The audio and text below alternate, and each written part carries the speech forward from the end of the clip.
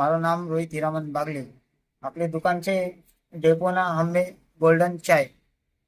એક માણસ આવ્યો રાતના ફોર વ્હીલ લઈને આવ્યો. મને ત્યાં ફોર વ્હીલ ભાઈ બોલાવ્યું. મેં એના પાસે ગયો. પેલો એમ કે ચાય ગરમ છે. પેલો એમ કે, મેં કીધું એને, હા સર ગરમ છે ચાય ગરમ છે એમ કીધું મેં એને.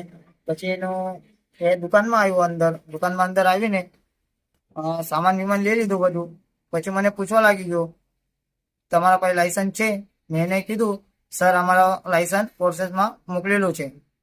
પછી ગાળ આપવા લાગી ગયો. પછી દુકાનમાંથી સામાન લીધું. પેલા સામાન લીધું પછી પોલીસને ધમકી આપે. મને પોલીસને ધમકી આપે એ કે તમારો ઓળગોળો કાઢવામાં આવશે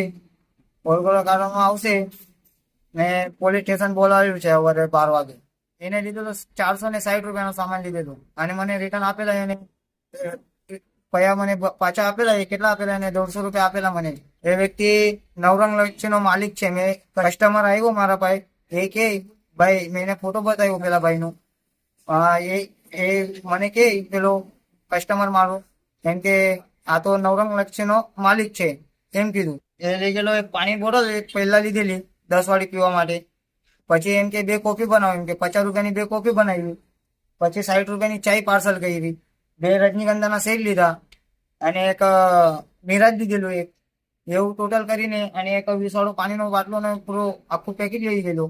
એમ ટોટલ કરીને એનો 460 રૂપિયા બિલ થતું હતું. એને પૈસા આપ્યા, 150 રૂપિયા આપ્યા મને ખાલી.